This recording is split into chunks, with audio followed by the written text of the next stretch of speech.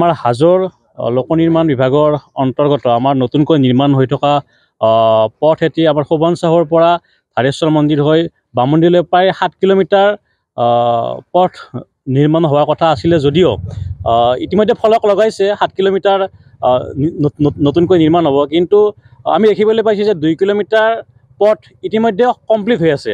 আৰু এই বিষয়টো আমি যেতিয়া হাজো গড়কাপ্তানি বিভাগৰ SDOক অৱগত কৰাইছিলোঁ, তেখেতে বেনাৰখন আঁতৰাই দিম বুলি কৈ নতুনকৈ এখন লগাম বুলি কৈছিলে যদিও আজিলৈ এমাহৰো বেছি হ'ল, কিন্তু এতিয়ালৈ সলনি কৰা নাই। আমি কথাটো কি বুজিম বৰ্তমান, এই 2 কিলোমিটাৰ ৰাস্তা ক'ত গ'ল?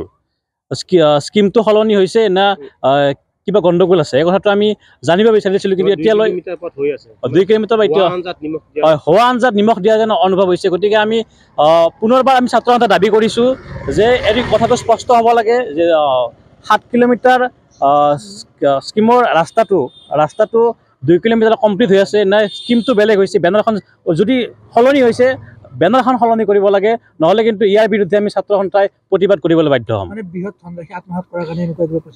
আমাৰো সন্দেহ হৈছে যে ইয়াত এটা বৃহৎ চক্ৰ, বৃহৎ ধনৰাশি আত্মসাৎ কৰাৰ কাৰণে লাগি আছে। গতিকে আমি ছাত্ৰ সন্থাই দাবী কৰিছোঁ, যদি স্কিমটো সলনি হৈছে তেতিয়াহ'লে স্কিমত লগাই থকা বেনাৰখন সলনি কৰিব লাগে, নহ'লে কিন্তু ইয়াৰ গত্যন্তৰ নাই।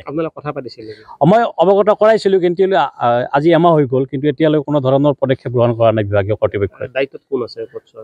দায়িত্বত আমাৰ হাজো লোক নিৰ্মাণ বিভাগৰ SDO ছাজেদ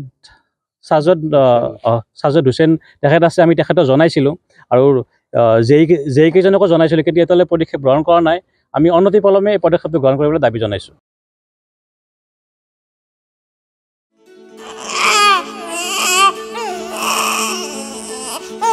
অভিনন্দন, আপোনাৰ এজনী ছোৱালী জন্ম হৈছে।